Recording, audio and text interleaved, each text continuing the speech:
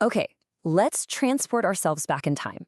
The year is 610. We're in a rugged mountain cave, high above the city of Mecca. It's here, in this deep, profound silence, that a single moment is about to unfold. A moment that's literally going to echo through centuries and change the course of human history. But before we get to that moment, you have to ask yourself a pretty basic question. In a bustling world of trade and tribes and nonstop activity, why would a man in the prime of his life, respected by everyone for his integrity, choose to just leave it all behind? Why go looking for solitude in a stark, empty mountain cave? You see, for the man who would become Prophet Muhammad, peace be upon him, this wasn't some kind of escape. Not at all. It was a deep spiritual practice. He would retreat to this place, the cave of Hira, for days at a time. It was a way to just free his heart from all the noise of daily life, to really think about the universe and connect with the Creator. This was his spiritual training ground. Now, before the main event, there was a kind of prelude. For about 6 months, the revelation actually started in his dreams. And we're not talking about those hazy, confusing dreams we all have. His wife Aisha said they were as clear and as real as the morning sun. Every single dream he had came true. It was all preparing his heart and his mind for what was coming. So this whole period of preparation leads to one specific night in that cave. This is it. This is when the truth arrived, and not in a dream this time, but in this powerful, direct encounter that all started with a single, frankly astonishing command. While he was in that state of worship and contemplation, suddenly, he wasn't alone anymore. An angel, the angel Jibreel, or Gabriel, appeared right there in front of him, shattering the silence of the cave with a presence that must have been both awe-inspiring and, well, terrifying. And the command was so simple, so direct. Read. His reply was just as direct, and it was just a simple fact. I am not of those who read. I mean, he was unlettered. He couldn't read or write. So what could this possibly mean? How could he possibly follow a command to do something he was literally incapable of doing? And what happened next was just so intensely physical.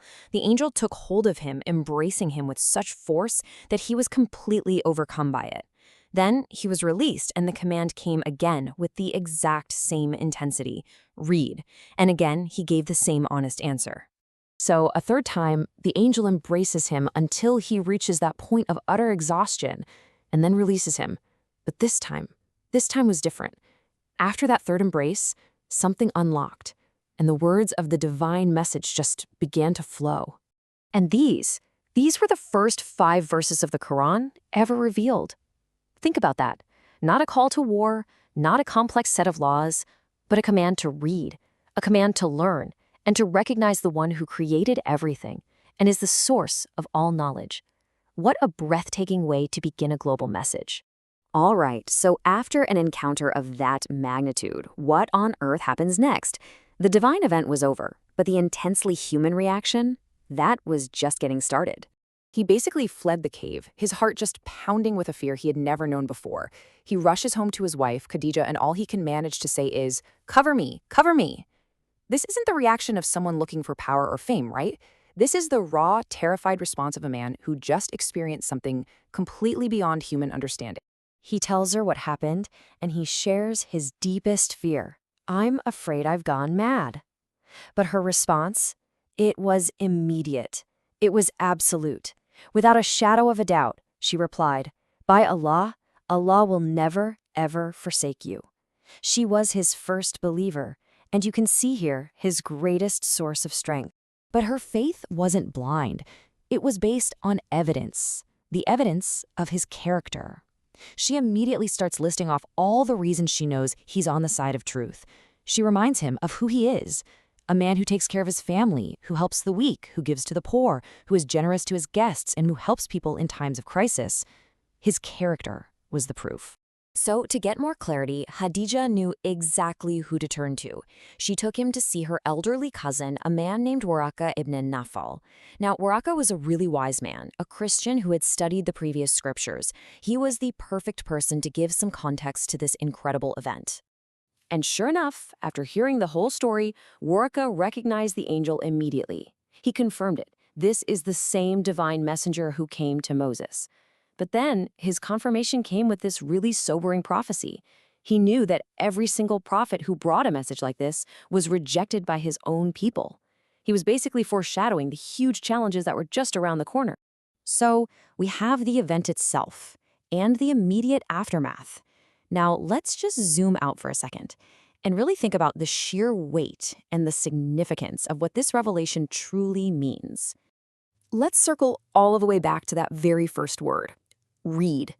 I mean, think about it.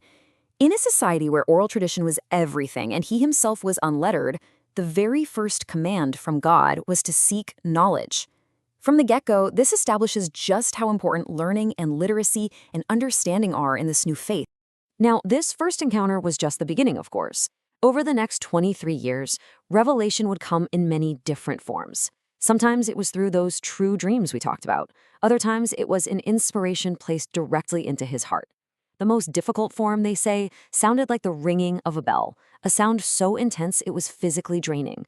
And then there was direct speech, just like with the prophet Moses. And this is a really crucial point to get. Receiving revelation wasn't some kind of calm, peaceful, meditative state. No, it was a real external event that was incredibly taxing on him physically. The narrations tell us that sweat would pour from his forehead even on the coldest days because of the sheer weight of the divine word he was receiving.